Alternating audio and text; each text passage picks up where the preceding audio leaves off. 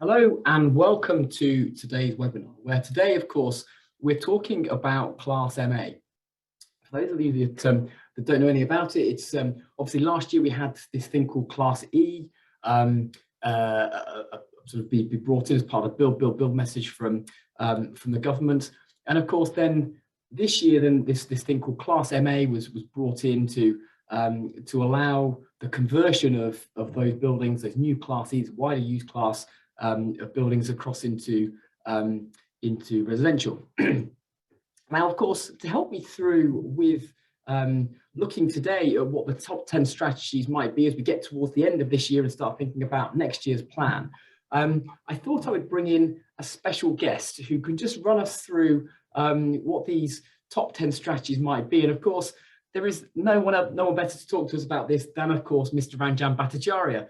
Hi, Ranjan, are you there? Hello there. Hello, I am. Yes. Glad to be back. Just flapping around with my microphone right now. You can hear me all loud and clear.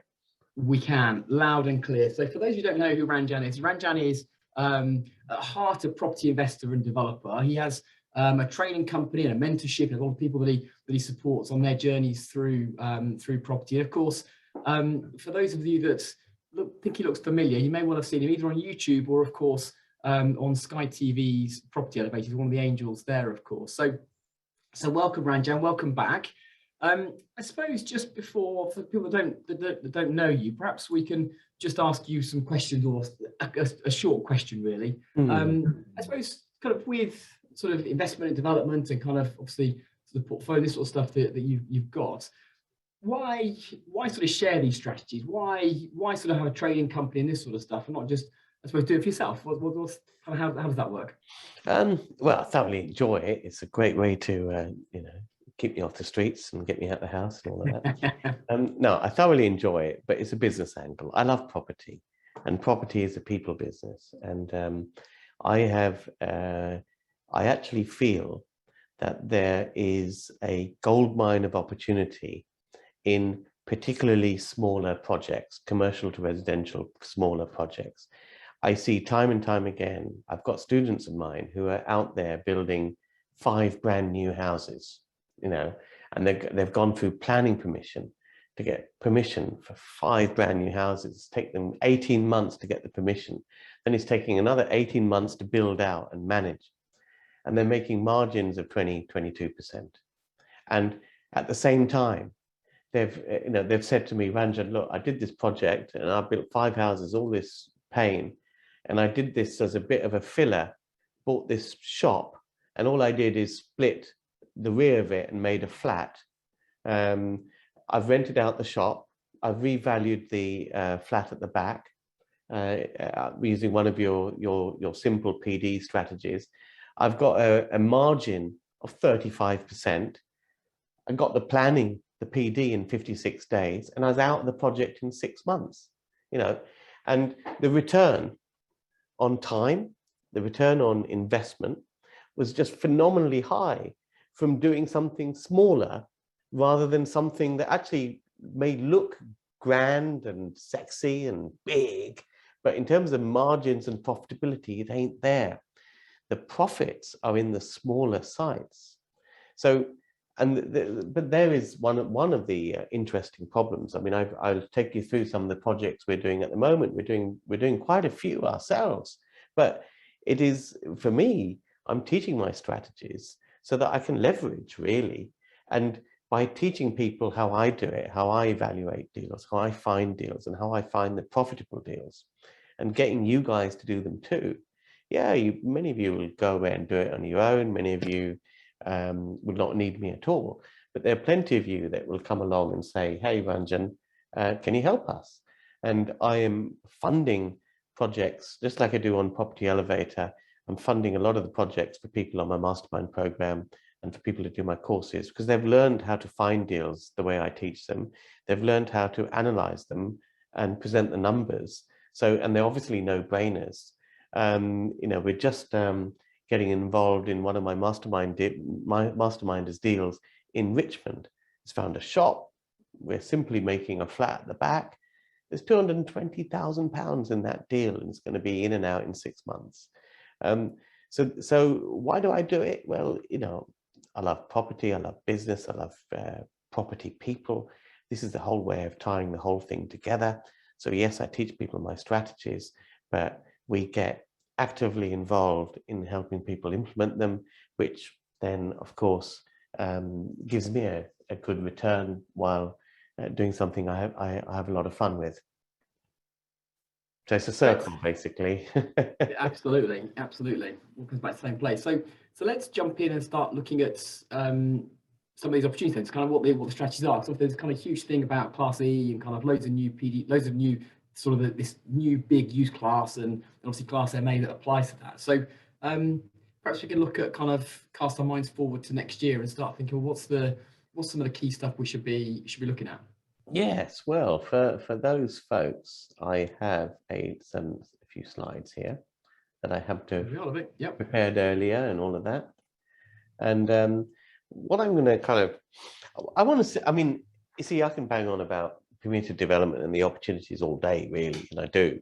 But what I wanted to give you a flavor of is what's changed. So, and this is a very important point, because I'm going to share with you right now 10 things that you can now do under PD that before August the 1st you could not do. And this really will emphasize a particular point that I'm trying to make. The point I'm trying to make is why there's market opportunity right now. The reason there's market opportunity right now is that the market doesn't understand the potential of these new PD rights and what you're allowed to do. So, and it won't have, the market won't understand the full potential until at least a year and a half.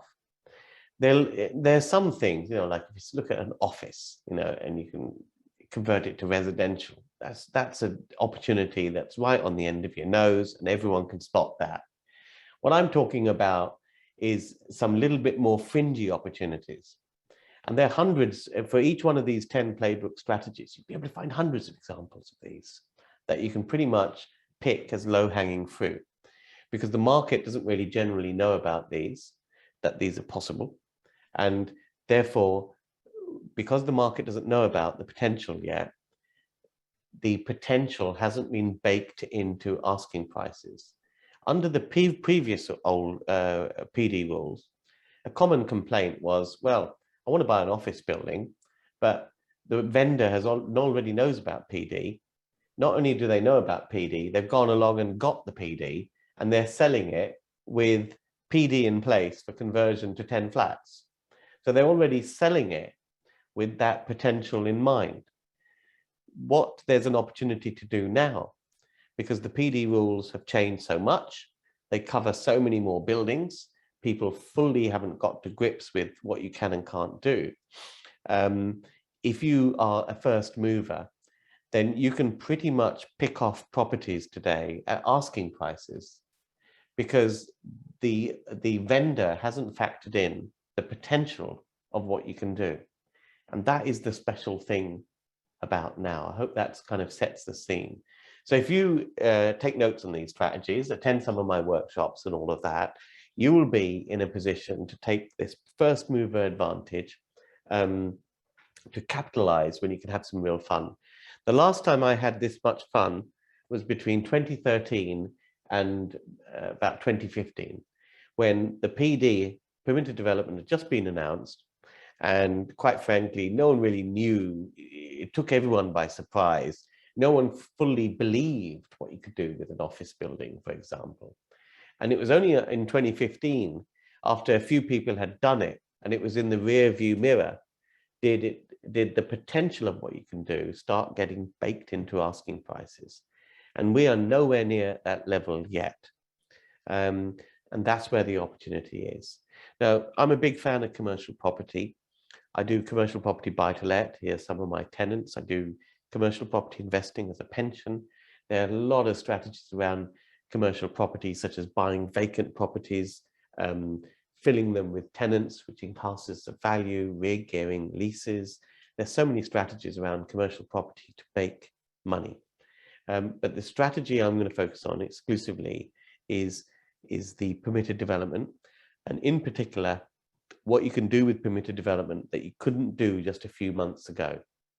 So a bit about my background. I've been doing this for 30 years. My background is management consultancy. I've been doing commercial property since 2001. And I actually did my first commercial conversion in 2006 under full planning permission. It was a shop in the Holloway Road we made into flats. And back then, that was hard work under full planning. So I've been doing this a long time under full planning. And then in 2013, this became easier, much easier with permitted development. And then the new PD rights really make it easier still. They've clipped the wings a little bit here and there, but they have made it far broader because you can now do PD on many more building types than you could ever do before. So as Paul mentioned, I do Property Elevator. Property Elevator is a must-watch show for you guys. What is it about? It's a bit like Dragon's Den, but it's for property. So there are 5 of us angels on the show, and we basically, people come along and pitch their property project for funding. And it's really, really educational. If you want to binge watch all of season 3 has just been on Sky. If you missed it, scan that code and sign up for free. You can binge watch the whole lot ad free. It's in a nice Netflix type interface, very, very nice. So have a look, do watch that because it's very educational. Because you see people come along with a property deal and they present it to us angels for funding. What you will see from series 3 is the ones that the angels get most excited about are the commercial to residential conversions under permitted development. And there's a reason why commercial to residential conversions are so easy to attract private investors into those sort of projects. Because you got to look at what private investors want, what angel investors want. Angel investors want certainty.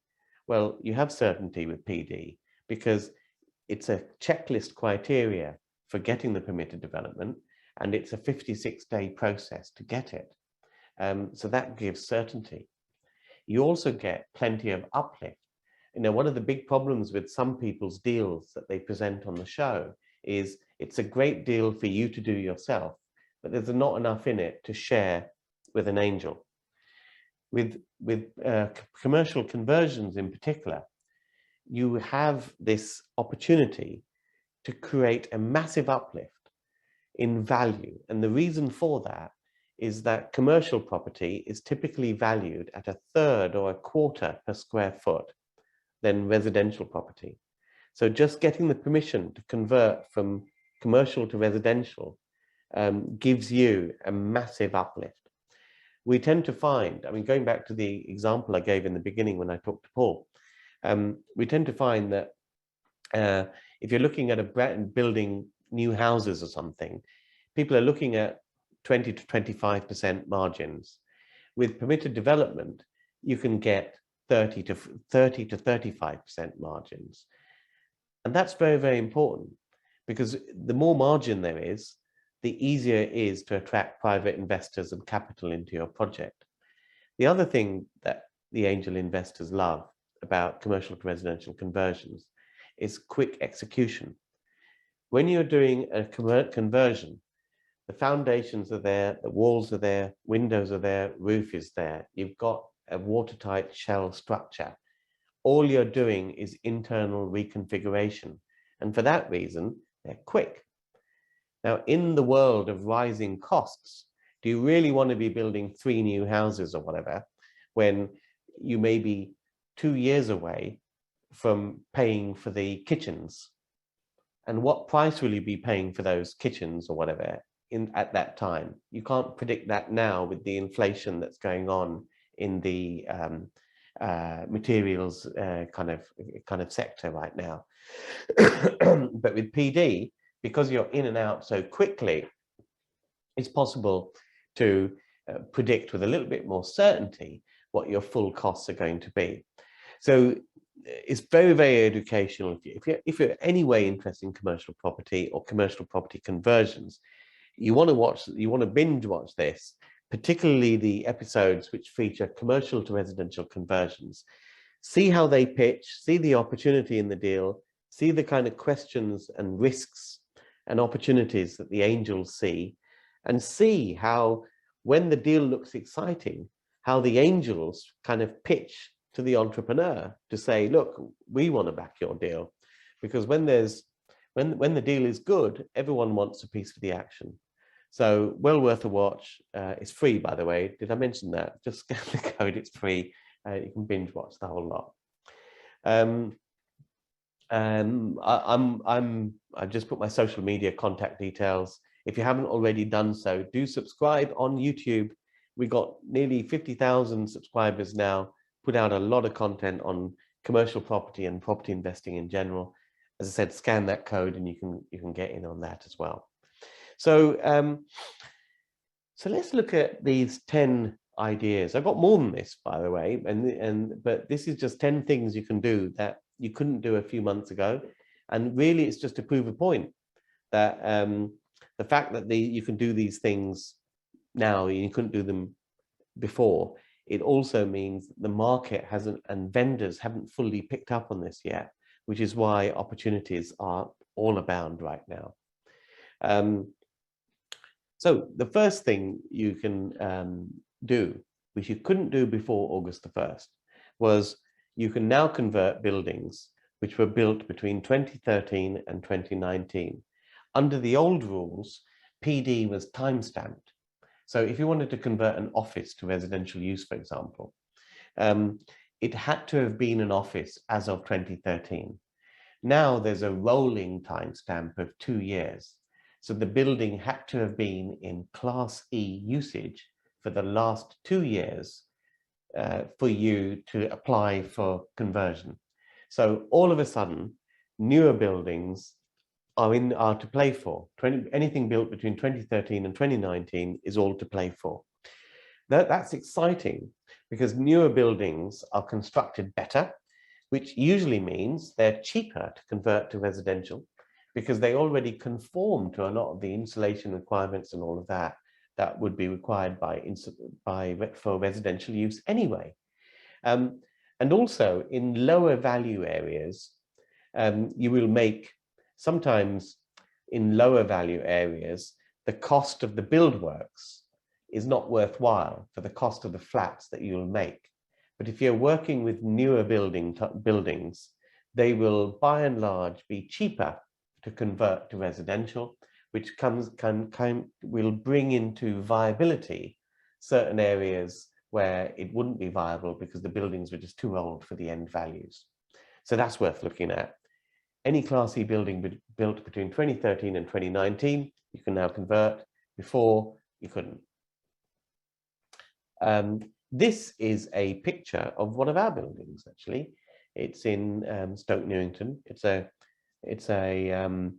double shop. The upper parts were already permitted development under the old rules. But this building has an interesting scene. You see the front of the building, but the back of the building, the land slopes away.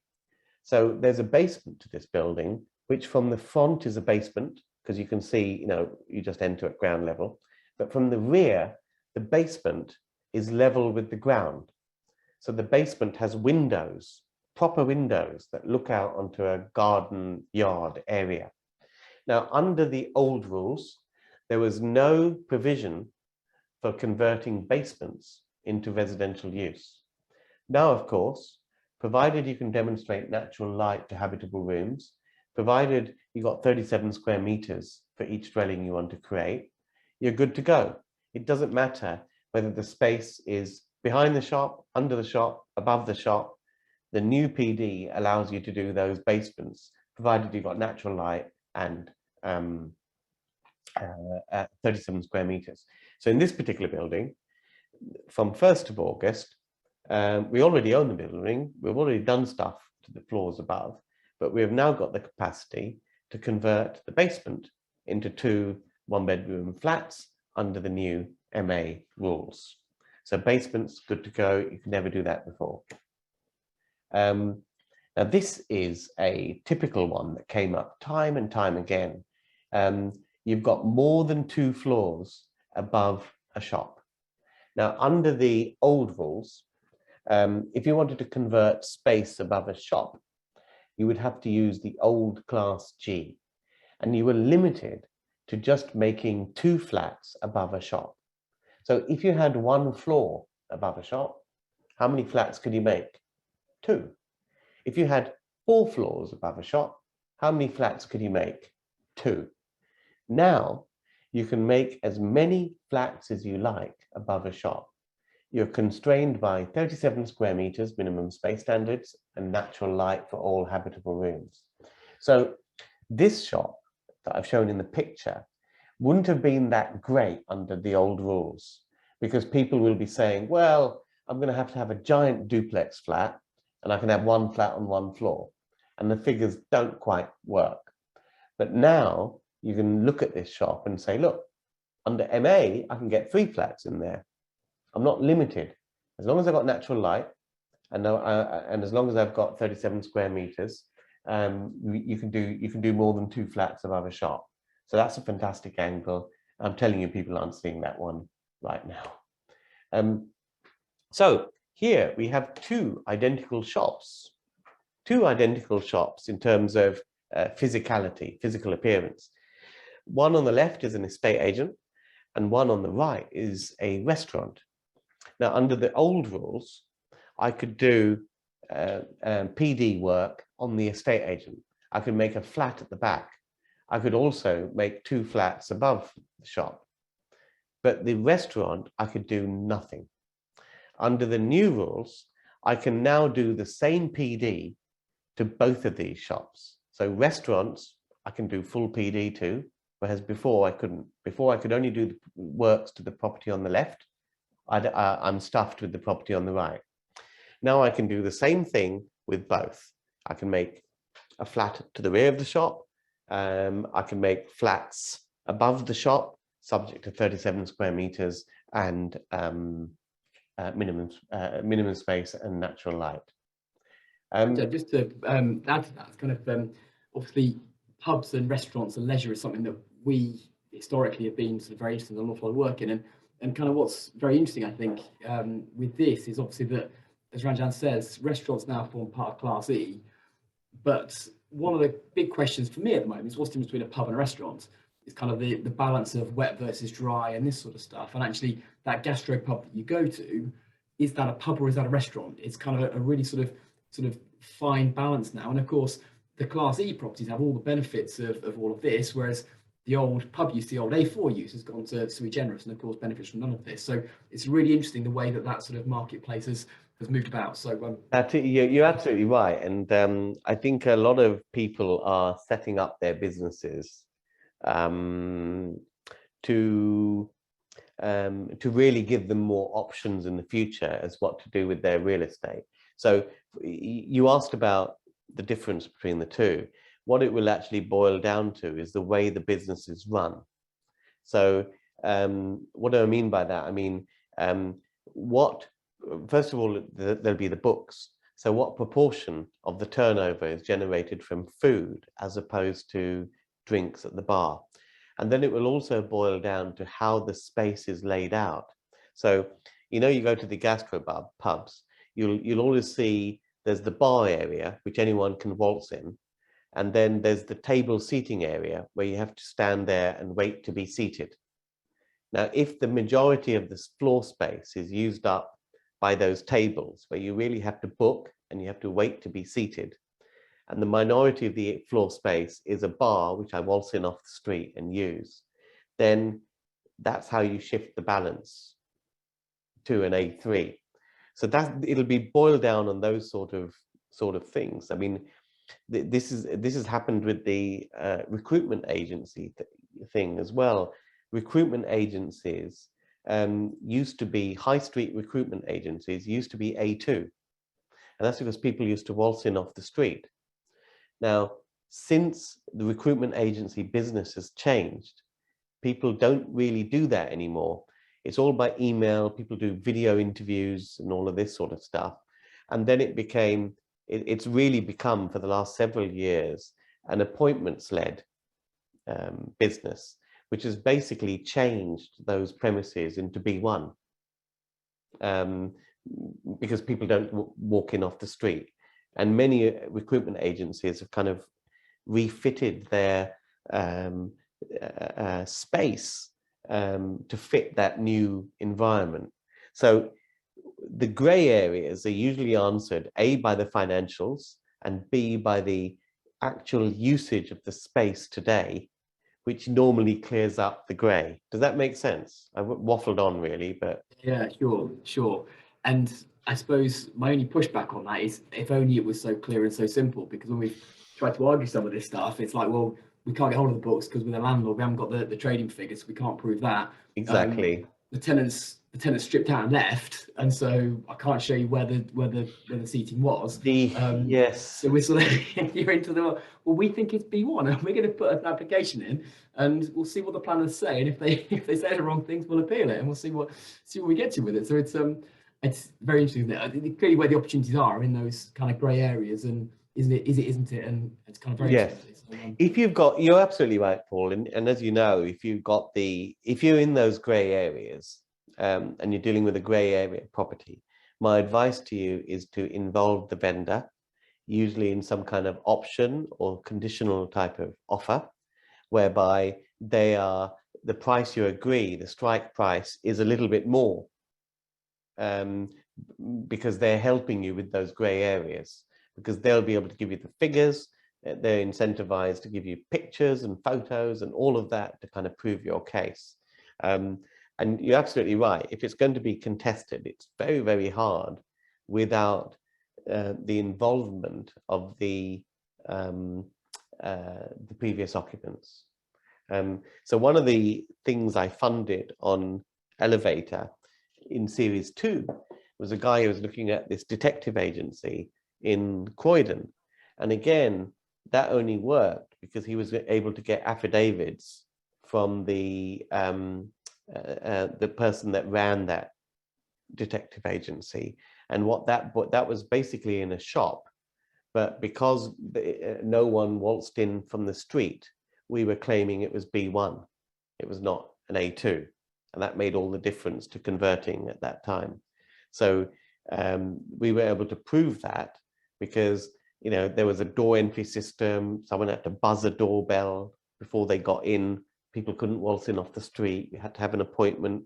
But that was only provable because the vendor was on side and incentivized to be on side, because the whole sale was conditional on him proving that information. But that's the way to do it, as you know. And but if you're buying an empty property at auction or something, and you've got no recourse to the vendor to get any help, it may be tough if it's in a grey area.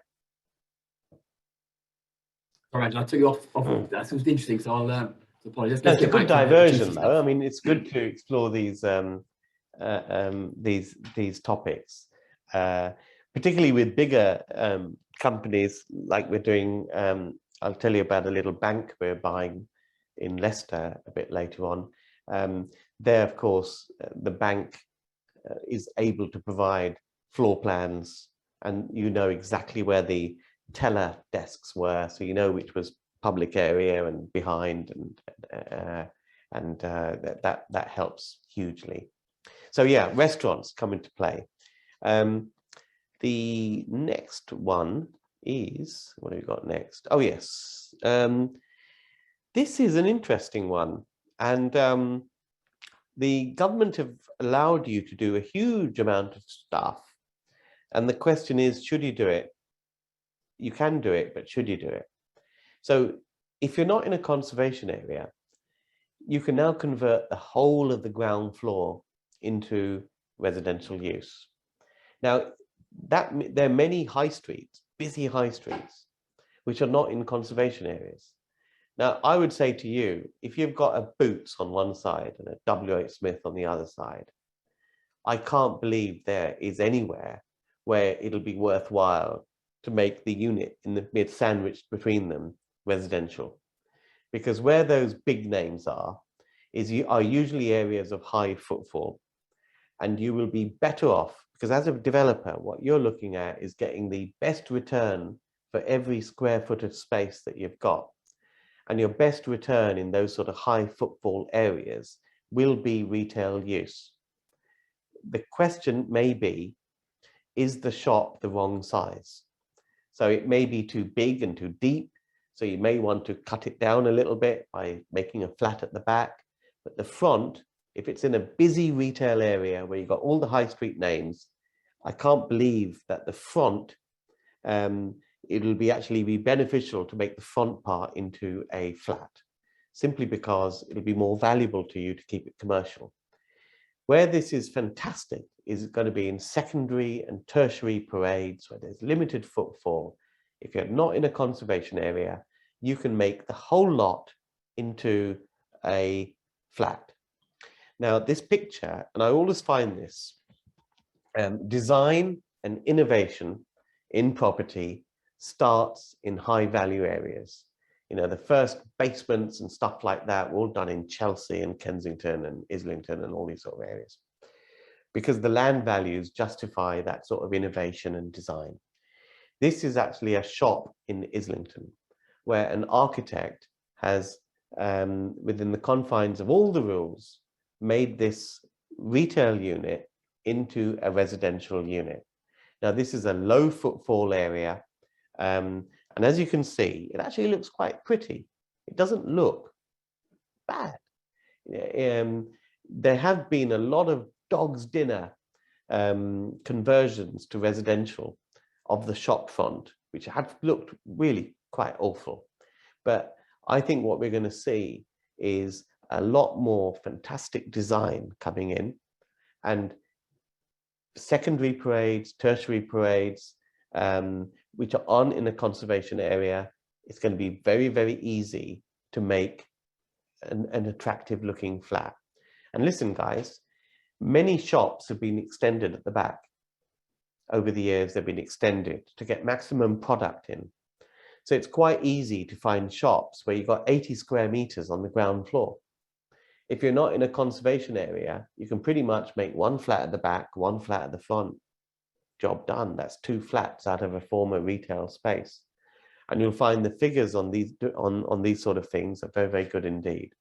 So you couldn't do that before, by the way. It was very hard to do total ground floor conversion of a retail unit. You'd normally have to do just the flat at the back. But now, if it's not in a conservation area and it makes sense, financial sense for you to do so, you can do the whole unit if you want to. But what I'm saying is, in really busy footfall areas, you probably won't want to. You'd be better off with a commercial. But that's something to think about. You couldn't do that before. This is not a house. This is actually a GP surgery. But it's in a house. It was a house. It's in a street of houses. And there's so many of these dentists and GP surgeries and kids nurseries, which are in residential areas, which were originally houses, which you can now convert to residential use, which you couldn't do before August the 1st. And it's quite easy to demonstrate how these buildings are unsuitable. This building, for example, when you had to provide disabled access, it's only got one consulting room on the ground floor. 4 of the consulting rooms are on the first floor. So it's very, very difficult to offer equal access to everybody, because putting a lift or something like that is just not economically viable in buildings like this. This is why these sort of buildings are becoming defunct, but now you're good to go.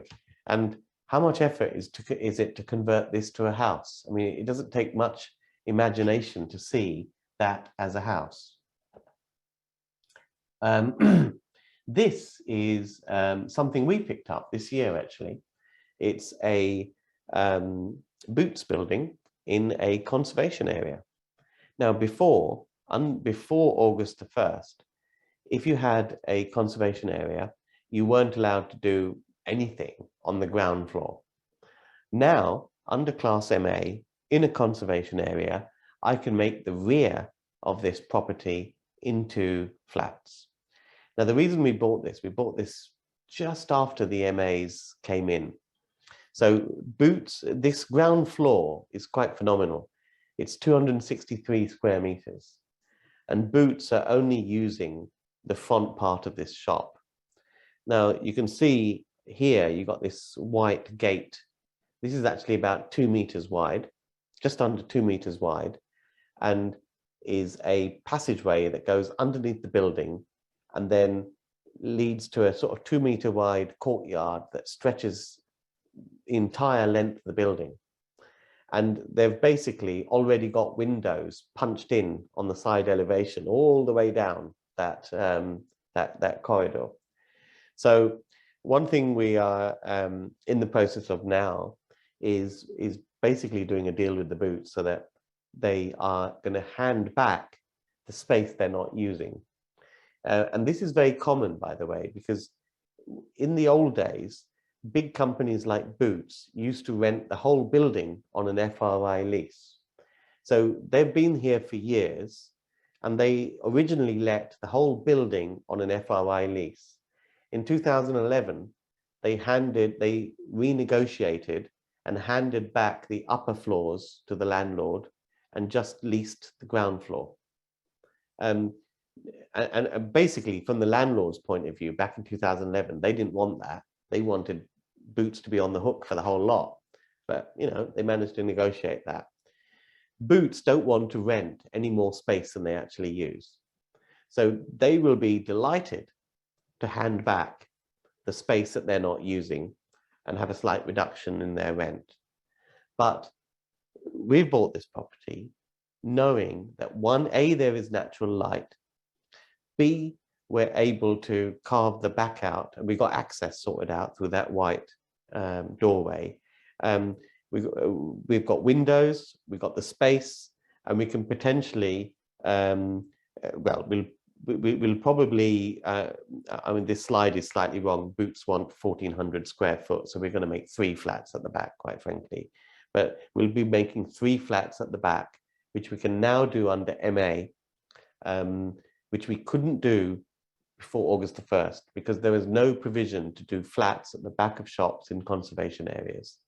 One of my mastermind guys has found a property in Richmond, and we're funding this, this one. And again, it's a conservation area. It's 6 minutes walk from the river. It's buying it. We're going to make a flat at the back, and we're going to keep a smaller shop at the front.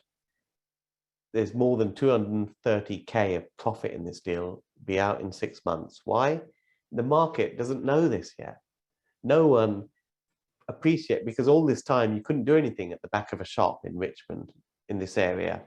Now suddenly you can, but the market hasn't really fully got to grips with any of these strategies that I've been talking about so far. These areas, all these boroughs are nasty people. They don't like our PD, so they've gone along and implemented Article 4s for Class M. So Class M was the old PD for making a shop at the flat at the back of a shop. Sorry, for making a flat at the back of a shop. That was what you could do with Article M. So, what am I talking about? Okay, let me start again. Sorry, Class M, rather. Got me at it now as well. Class M was the old rule for making a flat at the back of a shop. But then these nasty councils in London created these Article 4s that prevented you from doing that. Those Article 4s are scrapped from August the 1st. That means now, under Class MA, in these boroughs, you can pick up shops, and if you've got 37 square meters in the back, light, access, you can make a flat there. There's not a thing they can do about it. It's now permitted development. And this is very exciting because these are high value areas where it'll work. You would be hard pushed not to find a shop where it fits to do this and not come out with 200K profit from a deal that will take you 6 months, quite frankly. This is a building I actually looked at, but didn't end up buying a few years ago because it had a little bit of a problem.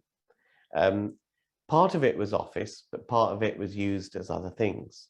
So some floors were offices, but it had a gym in there, which had a different usage class.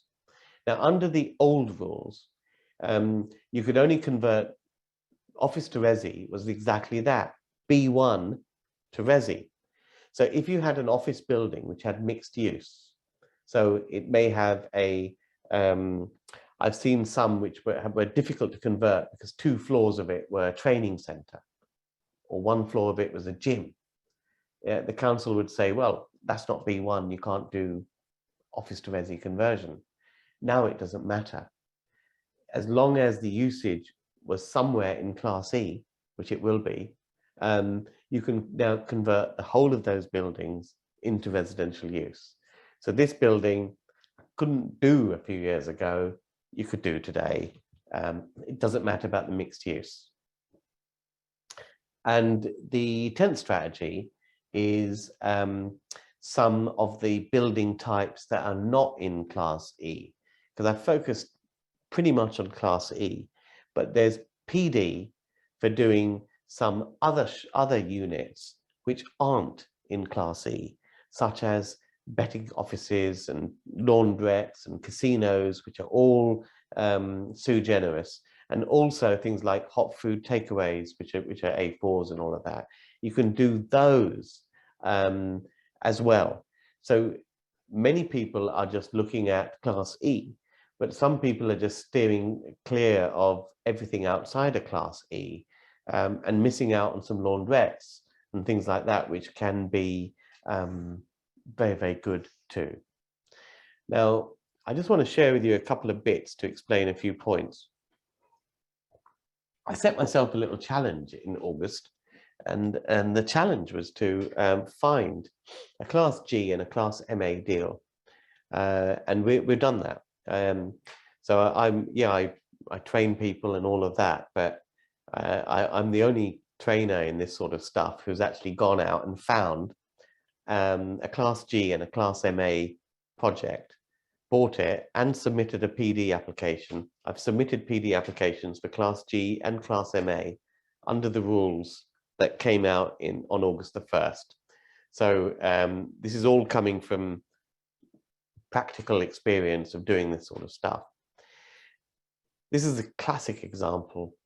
This was bought through an estate agent shop, upper parts. The interesting thing about this one is the estate agent didn't really understand what they were had here. We've got PD in at the moment now for two two-bedroom flats. Now, the first floor, this is the floor plan as was in the estate agent details sheet. The first floor was misdescribed because it's actually got, see this window here. Can you see my mouse pointer, by the way? Yeah, absolutely. Yeah. This window here is actually replicated here, but they didn't put it on the details sheet.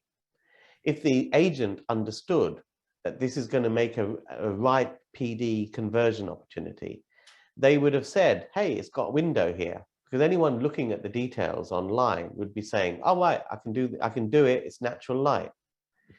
The other thing they did stupidly is the measurements. What they did is they measured this room. They had a little table on the detail sheet. They measured this room, they measured this room, measured that room, and they said on the first floor, we got this floor space. What they didn't measure was the cupboards, the corridors, and look, we've got 3 staircases. What's going on there? When you actually measure properly, which is width of the building, front to back, how much space have you got? What do you need for 1 staircase going between the floors? You find that you have enough floor space for 61 square meters, which is the minimum space standard for a 2-bedroom flat. Now, when you look at the details sheet, the measurements didn't reflect what the site actually was, and the windows on the floor plan didn't reflect the site. So the market is not actually factoring in this potential. So this is quite simply from an agent, August. By the way, both these deals, I set about this objective of finding a Class G and a Class MA project in August within 15 minutes of my home. I live in Rickmansworth, it's in my home patch. By the way, the other thing is, I love these sort of shop and uppers. Here's why. Because all the time that I am putting in my PD and doing this project is generating some income because the shop is paying rent. That's nice. This deal is the Class MA. Special thanks to Matt Hancock for offering this one to us on a plate. Slap bang in the middle of his pants down fiasco. He resigned and all of that, but that obviously coincided with the Amersham and Chesham by-election. The Conservatives were going to win, but they were pipped to the post by the Lib Dems.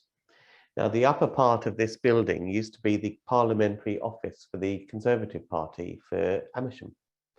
After Matt Hancock lost in the election, they had no need for the parliamentary office. It became vacant. The owner of the building was a bit concerned about, what was going to happen and all the rest of it. So we ended up picking it up. So thanks, Matt Hancock, for enabling this building to become vacant. So again, shop paying the rent on the ground floor, that's great. But it's a bit of a TARDIS, this one, because although the front of the building is old, this back part is all brand new. It's built in the late 80s. So it's been massively extended. And I love these TARDIS buildings because you're buying amazing amount of floor space for your money, and you're getting, you got the natural light in the right place. So we're going to make two 2-bedroom flats and 2 1-bedroom flats out of this space, plus the shop on the ground floor, all out of what doesn't look from the front of the building as very much indeed, but quite a substantial building nonetheless. So that's our Class MA deal that we're currently getting underway. Plenty of opportunity. Again, this was from an agent as well. This wasn't nothing clever about this one. This is one that we did earlier in the year. So this is a double shop. By the way, all these deals are 30% in excess of 30% margin, 40% return on costs, which is my metric for doing any of these deals. So this was a very simple one at auction. So it's auction. It was bought at Barnet Ross auction, so anyone could have had it if they knew how to put these things together. 2 shops on the ground floor, all generating a rent, office above, and the works are in progress right now. 4 1-bedroom flats going in there. I wanted to quickly talk about this. I'm going to talk a lot. I'm running a sort of free masterclass, 90-minute worth of training to get you started on all this stuff and get you ready for 2022. So if you want to sign up for that, well, why wouldn't you? Really, it's free. You can scan that code or just log in on succeedingproperty.com, free training. But I wanted to talk a little bit about one of the strategies we're using when we're buying some of the deals that I just showed you. What I try to do is secure the site either by an option agreement or exchange of contracts. In the examples I just showed you, I've just been exchanging contracts. But then what I try to do is push out the completion date, because once you've exchanged contracts, the vendor knows you're going to complete.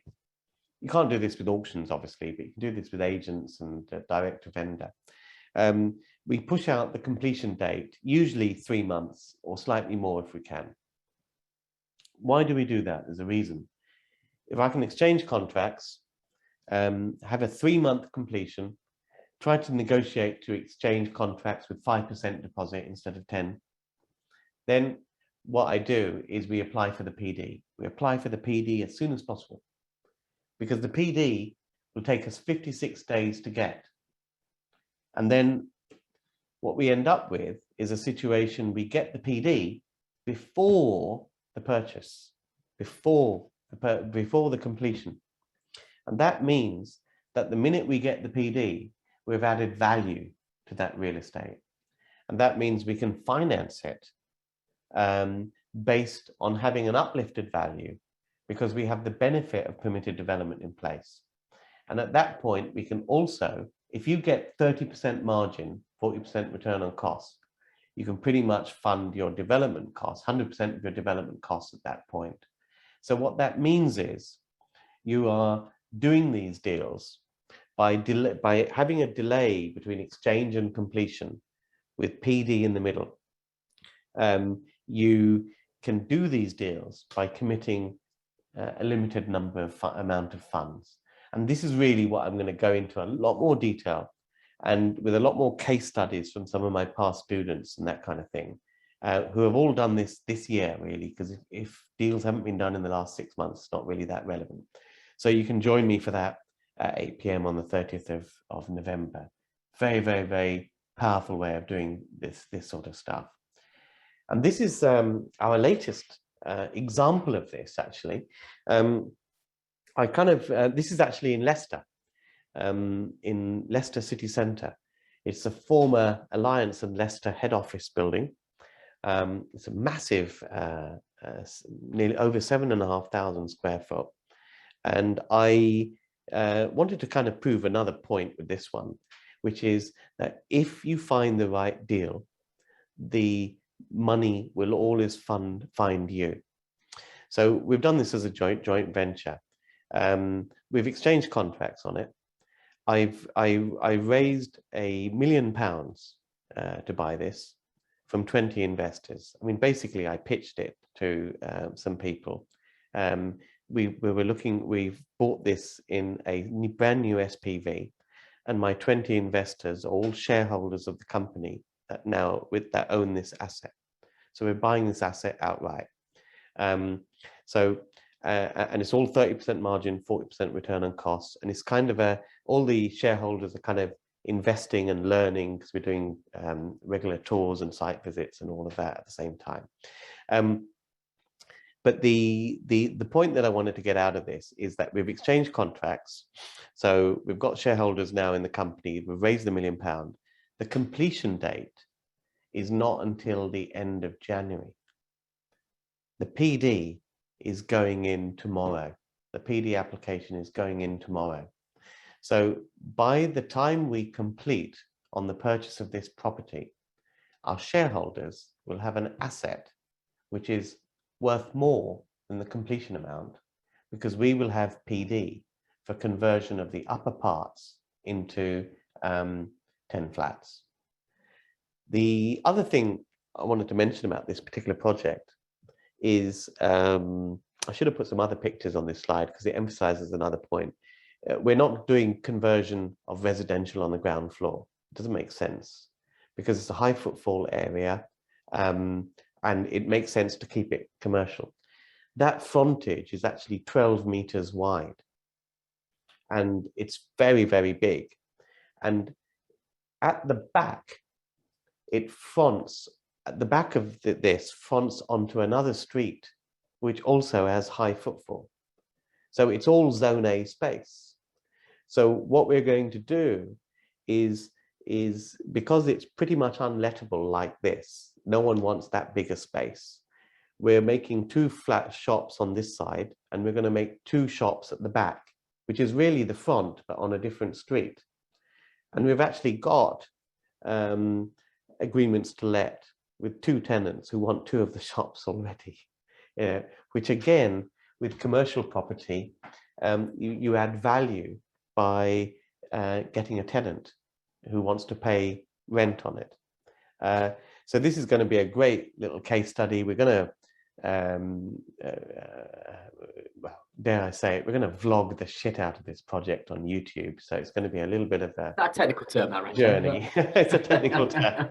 You're going to see a lot of this. So, and it's quite exciting because it emphasizes so much of what I teach, all in one quite exciting project. So anyway, more on that masterclass. As I mentioned, I do some training on this. I do an 8-week commercial property course, which tells you all about commercial conversions, commercial buy-to-let, and doing things in a pension. We do it over 8 weeks so that you implement. You get a chance to learn, implement, and come back with questions. Because while you're on the course, every week we do a coaching call as well to get you implementing. And I also run a mastermind program for people who are living, breathing this stuff and getting involved in this to quite a serious level. So that's all me. You can find all about that at Succeed in Property. I've given my contact details before, and the free training session to get you started, to get you kick-started into all of this is on Tuesday the 30th. Well, thank you, Ranjan. I suppose the next trick we need to do now is go and find some of this stuff, I guess, is the obvious thing, isn't it? So what I was going to do is do a deal in 90 seconds and look at some class MA, perhaps look at a bit of class G as well, look at some shop stoppers and this sort of stuff, and just kind of bring to life how we can find some of the stuff that that Ranjan's been talking about. It's very interesting sort of looking at that sort of exchange with the delayed completion and actually kind of baking that increase in profit or increase in sort of land value into the or increase in value of building, if you like, into the deal itself. So let's just try and jump into that. And actually, I'm going to commit to a sort of a sin at the moment, which is two things really. So one thing they say on things like this is never demonstrate a live system. And so of course this is the Nimbus Maps live system, my version of that. And the sort of the biggest golden rule in technology is whatever you do, don't demonstrate your test system, because that's there just for testing for the internal team. So here is our test system as well. And the reason I'm showing you the test system is actually we have a new release coming out. We're hoping next week, where what you'll see is a new little thing in the top right-hand corner here called location now. So I'm going to use that today to kind of bring some of this stuff to life for you. What I would like to do is I would like to open up the chat and just see if anybody has a location they would like me to go and start to find some opportunities. So if you can pop that location to the chat. The first one, we've got Simon talking about Manchester, Swindon, Southend, Bognor Regis, kind of lots and lots in there. So let's just jump straight into in fact, there was a sort of a couple of questions in the chat earlier on, just saying, well, all the Ranjan stuff is focused on London and the South East, so that's where Ranjan's based, of course. So let's just jump in and hey, that one, that building I just showed is in Leicester. Absolutely, yes. Not Leicester Square, not Leicester Square. Yeah, well, that's true, actually, yes. So I need to take that comment back, actually. The comment in the chat take that back. The Leicester one. So, but in essence, what I'm going to do is I'm going to use Manchester. Manchester always kind of think is interesting to look at for a few reasons, really. So let's just kind of have a little zoom in and just sort of have a little play with all of this. So the first thing I want to kind of do, so before I sort of kick off with a deal in 90 seconds, kind of one of the questions that was raised in the chat before Ranjan started talking about Leicester was, does this stuff only work in the South East, or is there scope to do this outside of London and the South East? Well, yes, the answer is yes, there is. And I just want to kind of bring out the light to start with. So what I usually do with this sort of thing is start with the overlays. What you'll see, this is the test site, the new system's coming out next week, is that where I would usually have gone over here is looking at the market section and start to plot some values on the map in effect. Well, we now have this location analysis tool over on the right hand side, and that's where the new home is for our overlays as they once were. So the first thing I want to do is I want to go and plot on the map those average sales values for residential. And the reason I'm doing that is that the higher the sales values are, when you start taking off a slice for profit, say 25% on cost, when it comes to the residential sale at the end of the day, you take off an element for conversion cost as well, then what you're left with is the money you've got to go and bid to go and buy a particular building in effect. So the higher those values are, the more that's left over to go and buy extra space in effect. So we've got a sales price up here, we've got some profit we've got to take off, we've got conversion costs to take off that too. What's left then, the lower those sales values are, the lower that's left in effect. So the higher the values, the more there is to buy those particular buildings in effect. So what I tend to find is that if we think about what build costs are, or perhaps were before the world went mad, typically people are talking about maybe 150 a foot for new build values and things like that. Maybe the world now has moved on to maybe 175 a foot or something like that as a new build cost, kind of with this inflationary uplifts that are sort of coming through. And I suppose the key comment that I was going to make was that actually there are parts of Manchester where those values of average sales prices are actually kind of commensurate or below the values of the cost to build the houses there, in effect. So actually those areas can be quite difficult to make things stack up. There are other parts of a place like Manchester where the values are much higher, and therefore we can go and focus in on those locations and then find opportunities that way, in effect. So what I want to do is kind of just jump into back into the overlays again. And of course, within the Nimbus Maps Elite Pluses, and this is kind of the upgraded version on the Elite system, is we have various PD rights we've talked about today. So we've talked about Class G today, we've talked about Class MA mainly. We have a button in here that allows us to go off and find particular buildings where Nimbus has gone off and pre-qualified those particular buildings and said, well, based on that specific building, is it the right use? Are there any planning constraints that might stop it being us to be able to apply that particular PD right to it? And it's then also looked at the viability of those kind of conversions too. So it's run some calculations in the background to say what are sales prices, what are the values of the building as they currently see it, and what's the sensible conversion cost in that area too. So this is really where I might sort of see if Ranjan's got a stopwatch somewhere that he could perhaps kick off for me and give me 90 seconds just to go and try and find an opportunity. And I'm going to make it hard today, because actually what I want to do is, one of the things that Ranjan said is, to get that funding to work, I want to find a building where if I value it today, it's worth this much. Ideally, I kind of exchange on that based on that much, maybe a little bit more, because I kind of then I may want to kind of then incentivize that owner to do some stuff with me around kind of whether it's how it was traded before or anything like that. So I might want to kind of pay a little bit more for that to bring them on that journey. And they're going to delay the completion on that particular purchase so that in the meantime, I can go and submit a PD application for Class MA. And what I really want to do, so when that valuation comes back at the end of that day, end of that kind of that process, if you like, when I've got my PD for Class MA in place, the value is going to look at that whole appraisal and say, well, 25% is a sensible return on cost, and the build cost is going to be this, and they're going to then bring back to a price. And ideally, that price wants to be significantly higher than what we're currently paying. That's then how we get 100% finance and all that kind of good stuff that Ranjan's been talking about.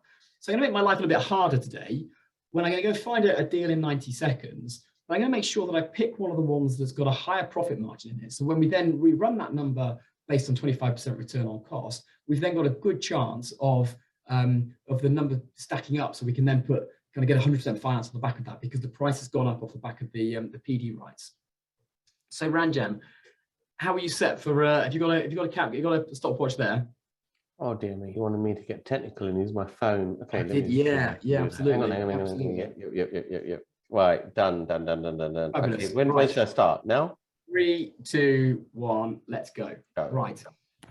What I'm looking for, so I've got the Class MA strategy on. So I've got kind of a couple of sites down here that have got particularly high numbers on. So those are kind of firstly getting me interested. So let's have a look at that and see what that is. So this is actually a day nursery. This is probably we've probably kind of done it actually. So I've probably covered that, Ranjan. I've probably there. I might get you to pause it for me. In fact, I'll just have a look at both of those. So we've got a doctor's surgery and of course the day nursery. I think we'll click stop. So one of these two can be fine, I think.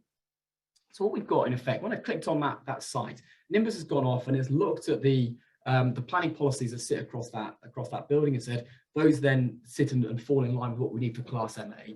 It's looked at the uses across those buildings and said, well, actually they're part of Class E, so therefore this will work. So what was kind of interesting when I sort of stumbled across these two properties was actually both of them are within the new within what Ranjan's been talking about today. Those day nurseries, those doctor's surgeries that actually kind of look pretty much like a house, thanks very much, are actually sitting just right here. So those weren't, you couldn't convert those historically, you now can.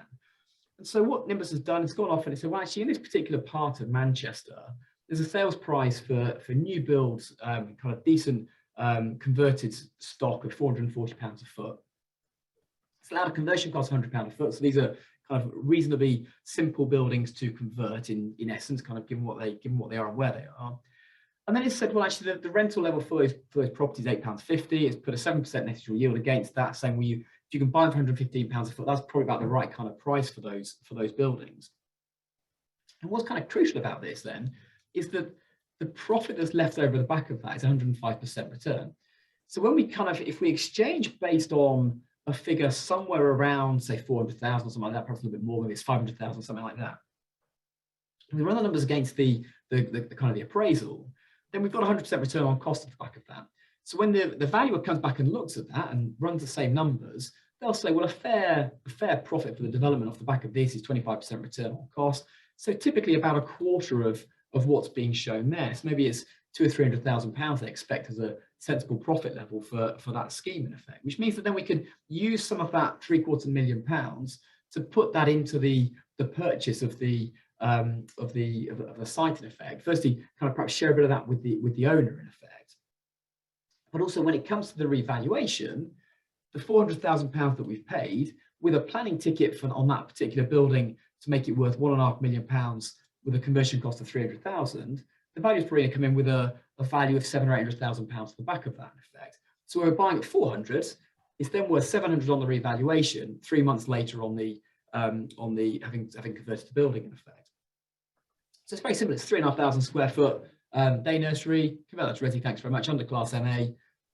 So the kind of the obvious next question is, well, that's all fine. We found some buildings. What do we do next? How does this kind of then translate into the particular deal that Ranjan's talking about? Well, a very simple answer to that is this thing called workflow in effect. So we click on the property itself. This is where it's dangerous doing this all in the test system, of course, was sit and watch this thing whiz around and whirl and scratch its head for a minute, I suspect, given that we're on that test system in effect.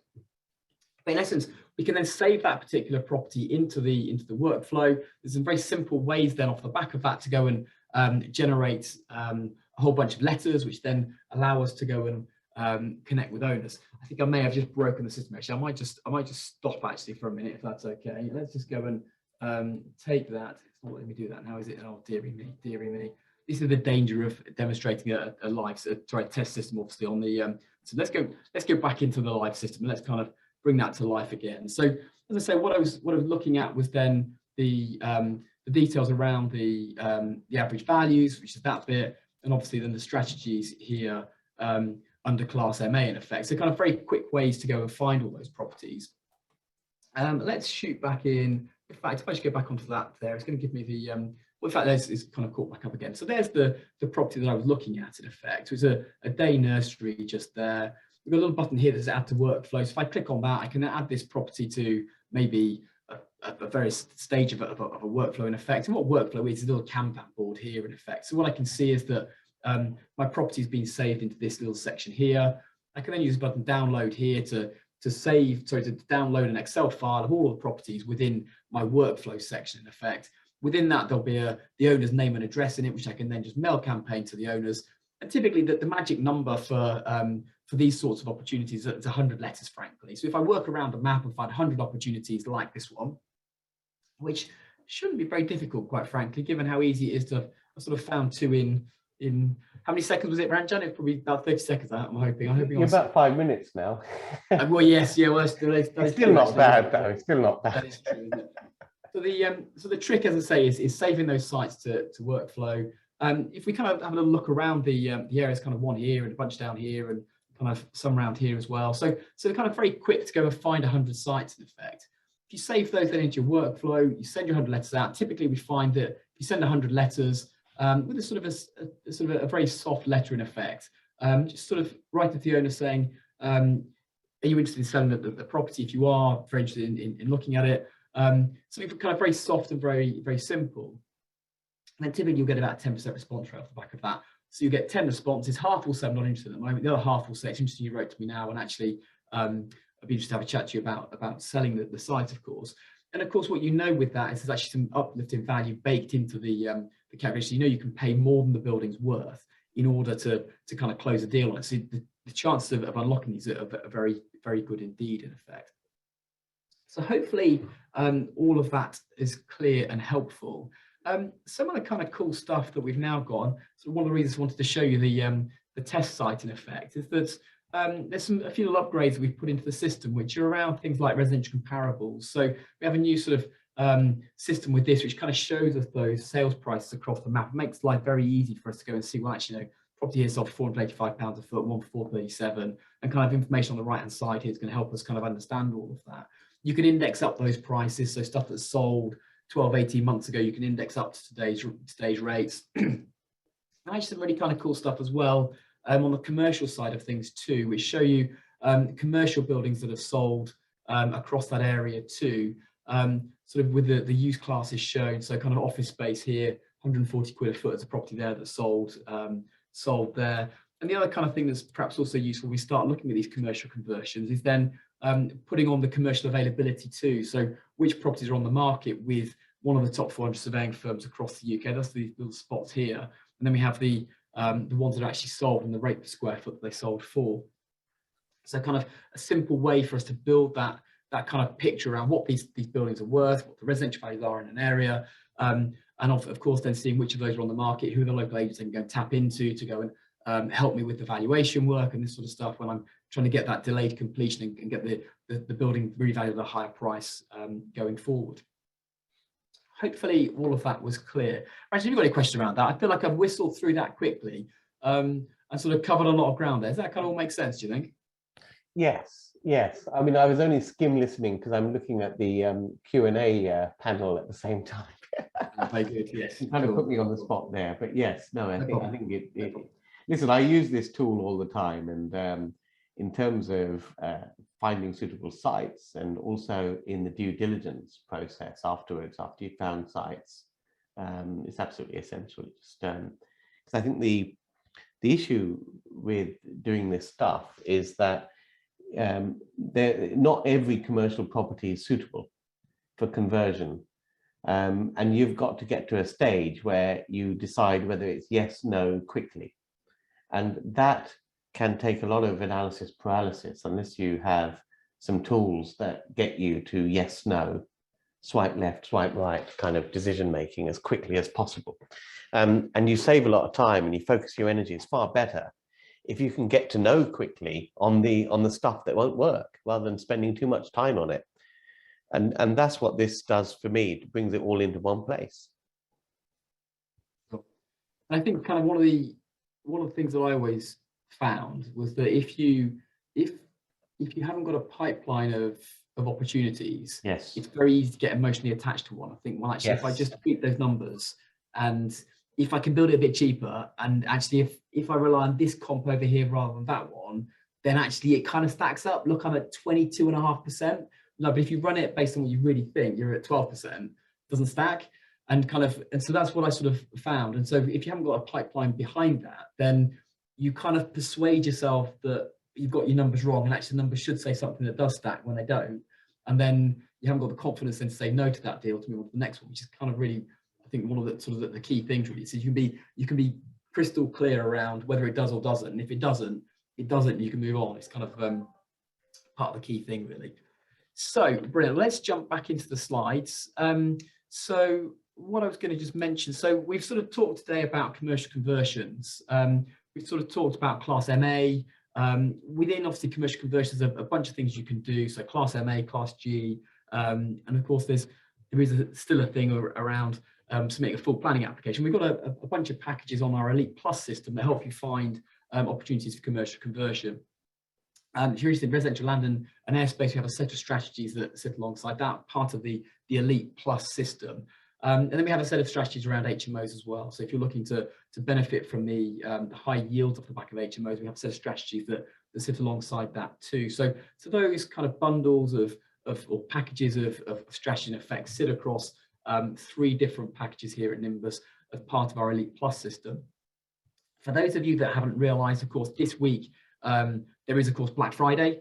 So we have an offer here at Nimbus, which will allow you to access the Elite system, firstly, at a greatly reduced rate, actually. So you can save £300 a year off the back of signing up this week with Nimbus. If you decide you want to go into the Elite Plus system, so that's the upgraded version where you have a button where you can switch on things like Class MA or Class G opportunities and this sort of stuff. Actually, you can save money there too. So that's £2,340 rather than £2,640. And indeed, if you decide you want to go to the Elite Max system, which gives you all of the packages, so 9 different strategies you can apply across the whole of the UK, actually, you actually save more than £800 on that. So it's £3,000 a year rather than £3,850. So if anybody's interested in that, then We have a link here. So what you do is you book a call with us here at Nimbus. We'll run you through and give you a demonstration of the system itself, and then we'll give you 7 days to trial the system too. There's a bit.ly link down here. I'll pop that into the chat in a moment, and we'll. So if you want to kind of tap in and benefit from that offer, then we'll pop that link into the chat. In the meantime, Ranjan, this is your thing on the 30th, isn't it? Yes, yes. Yeah, it really get people geared up for 2022. It'd be eye-opening, really. You know, I've had a few comments in the chat about well, the regions that I've shown. I did say that I actually made it a little bit of a goal just to, for personal ownership, we've gone for stuff that's near to where we are. But I've got students nationwide who are doing this. And on this training, I'll talk specifically about case studies from all over the country and the differences in doing stuff in different value areas, because it's a slightly different strategy that you would implement in slightly lower value areas than in higher value areas. But people are doing this nationwide. I mean, the PD is all over England. It doesn't cover Wales, does it? It covers all of England. Yeah. Fabulous. Well, let's jump in. I suppose the next question then is, does anybody have any questions? And so let's, what I'd like to do is we've got sort of 10 minutes or so. If you'd like to ask a question, then what I'd like to do is to open up your Zoom control panel. There's a little raise hand button there. So if I could ask you to raise your hand there, then what we should find is that that will alert us here to you doing that. So there's a question here from, I was going to say Nick, but he seems to have put his hand down. So the hands are coming up and then going back down again. So if you just click on it once, that should bring you forward. Can we get them on video to ask their question, or are they going to? Yeah, that's what we're going to try and do. See if we can get you to, hi Kirsty, we're just trying to get you to unmute yourself if we could. Yeah, I think I'm unmuted. Yes, you are, absolutely. How are you doing? Yeah, I'm good, thanks. I'd rather not have camera, actually. I'm not looking my best at the moment. Oh, come on. Or are we? What about us? I didn't like to say about you, Ranjan, but yeah. Yeah, so I put a question into the chat box, and it was really about the different elite packages. There's an elite and there's an elite plus. And I just wondered with the elite, whether you can still find those commercial opportunities. Yeah, so I was kind of half tempted when I did the deal in 90 seconds actually to do like a Tower Hamlets example. So what you can do with the elite platform is you can go off and say, show me all of the retail properties in an area, for example. What you'll then find within the information panel is a schedule of the sizes from the rate assessment and kind of a rate per square foot off the back of that. So you could use that to say, well, actually, which of these buildings have space at the back that's a lower values, and of course use the residential values on top of that. So yes, you could do that. It's a lot simpler and a lot quicker on the Elite Plus system, but you can certainly use the Elite system to do that. You can do a search for offices for the Class O and this sort of stuff too. So yes, you certainly can do it. It's a lot quicker and say easier on the Elite Plus. That's kind of what it's geared up for. It's really sort of focusing on that. But you certainly can do it on the Elite system. Okay, that's very kind. Thank you. Fabulous. Thank you, Kirsty. I think Dominic was next. Let's see if we can get Dominic up and just see if we can ask you to unmute yourself, Dominic. Hi, Dominic. Hi, both. Hi, Ranjan. Hi, Paul. How are you? Yes, good. Thanks. How are you doing? Yeah, good. Thank you. It was really just a question for both of you. I was looking at an office that's for sale.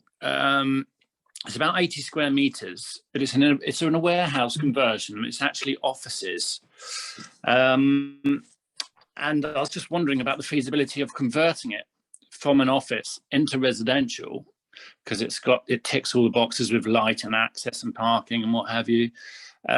Would the freeholder or the landlord be able to sort of say, no, you're not allowed to?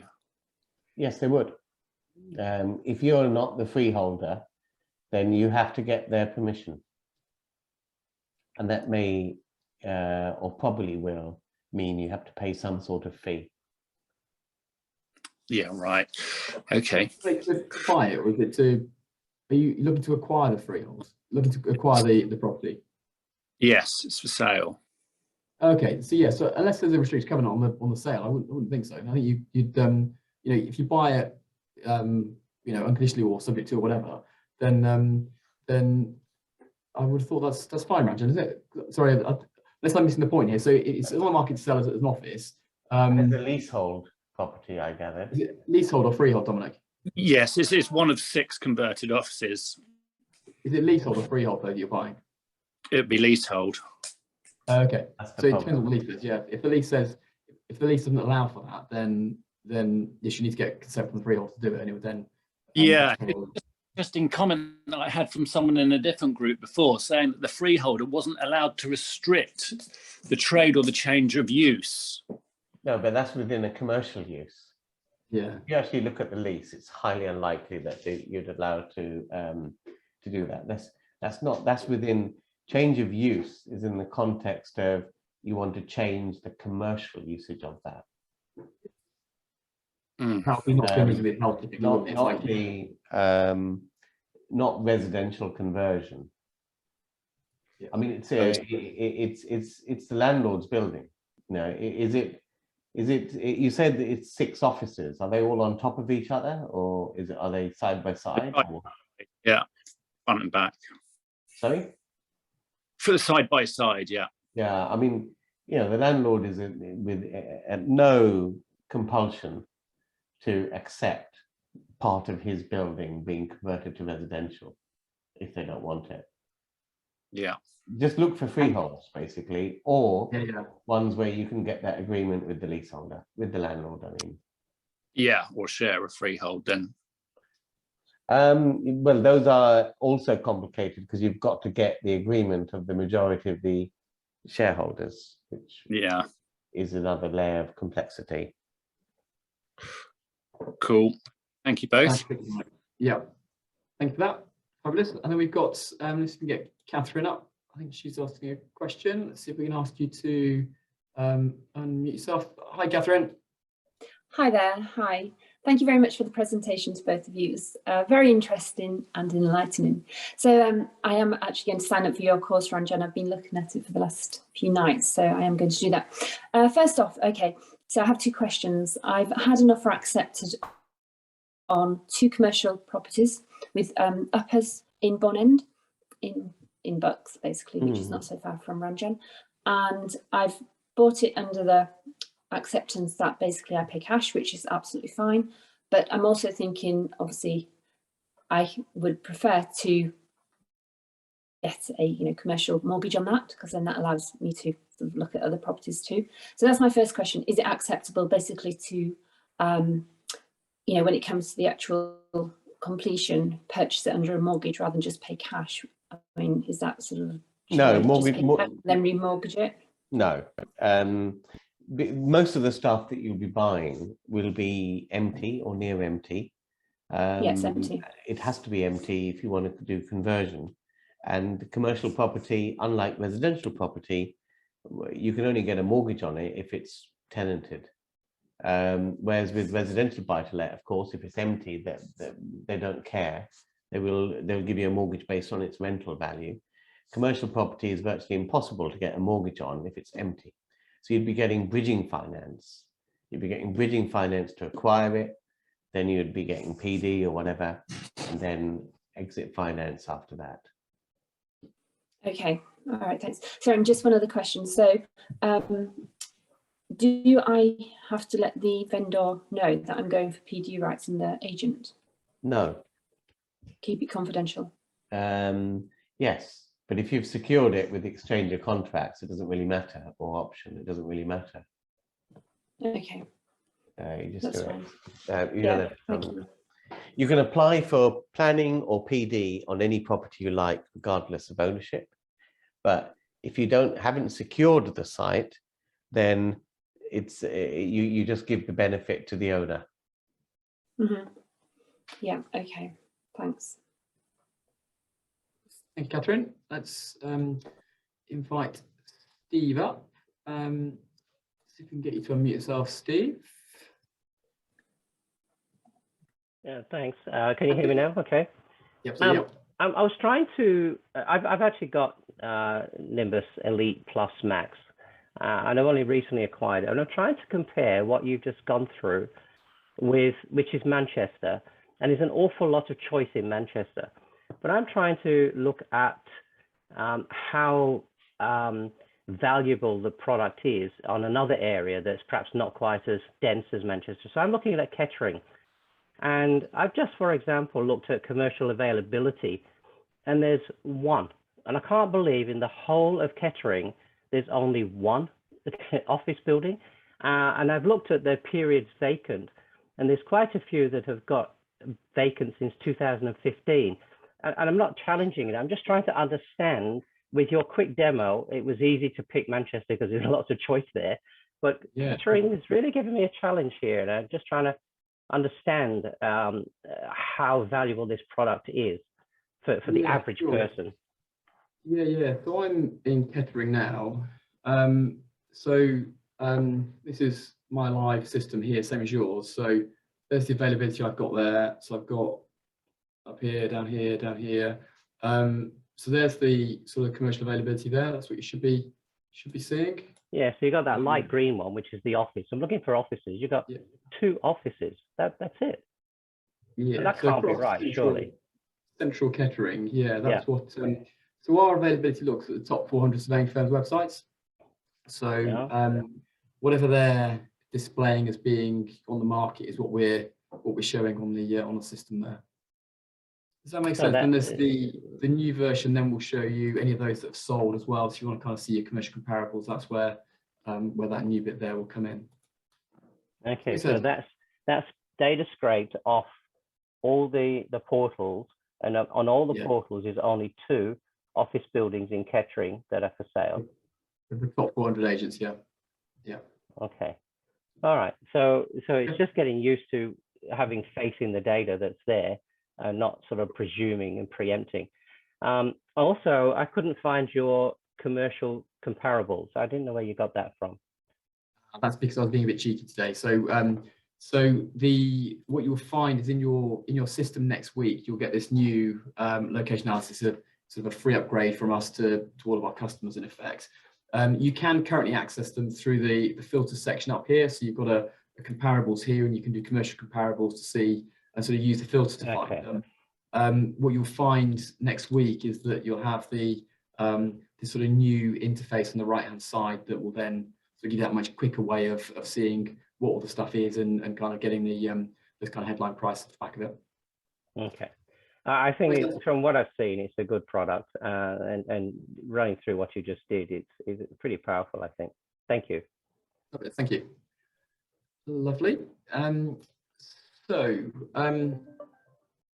conscious of time, actually, Ranjan. We have some more questions, but I think we probably need to wind up there. So what I would like to do now is just firstly thank you all for, apologies. Let's just try and get this to work. There we go. That's what I wanted to do. First, thank you all for listening today. It's been lots of fun. And thank you, Ranjan, for your time today. And thank you for a great presentation. We've much enjoyed it.